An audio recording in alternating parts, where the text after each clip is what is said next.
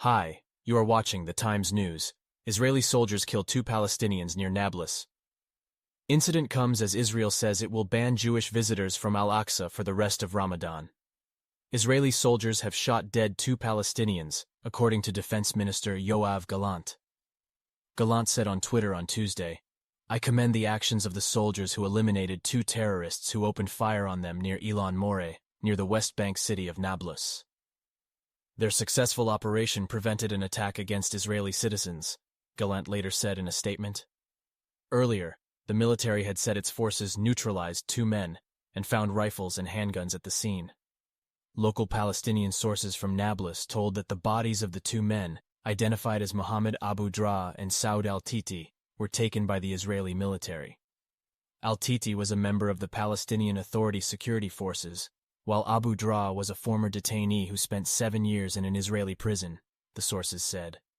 Israel has been withholding the bodies of Palestinians as a punitive policy for decades. However, human rights groups have said that there has been a significant rise in this practice since 2015. According to the Jerusalem Legal Aid and Human Rights Center, Israel currently withholds at least 105 Palestinian bodies at morgues, an act it calls collective punishment of families who often cannot obtain closure without a burial. During the past year, the Israeli army has carried out frequent raids across the occupied West Bank. Under the most far-right government in Israel's history, sworn in late last year, the raids have escalated, taking a heavy toll on civilians. More than 90 Palestinians have been killed, and at least 19 Israelis and foreigners have died since January. Tensions are running especially high as the Muslim holy month of Ramadan and the Jewish Passover coincide. Several Israeli police raids on the Al-Aqsa Mosque compound in Jerusalem last week and attacks on Palestinian worshippers triggered rocket attacks on Israel that met Israeli attacks in Gaza, southern Lebanon, and Syria. A statement from Prime Minister Benjamin Netanyahu's office said, on Tuesday, Israel said it would be banning Jewish visitors and tourists from the Al-Aqsa Mosque compound until the end of Ramadan.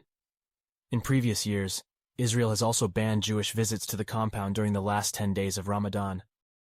Last week, suspected Palestinian gunmen killed 3 settlers, and a ramming attack hours later killed an Italian tourist.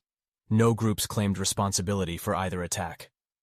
On Monday, Palestinian mourners gathered for the funeral of a 15-year-old boy shot dead by Israeli forces during a raid in the Aqabat Jabir refugee camp, near Jericho in the Jordan Valley. The Palestinian Health Ministry said Mohammed Balhan sustained gunshot wounds to his head, chest, and abdomen. The Palestinian Prisoners Association said the Israeli military arrested at least 2 people during the raid. "We urge the world to hold this Israeli government accountable for its crimes," Palestinian Prime Minister Mohammed Shtayyeh said at the start of the weekly government session. So these are all the latest developments so far that I presented to you. If you like my news, so please subscribe to my channel. See you in the next video. Goodbye.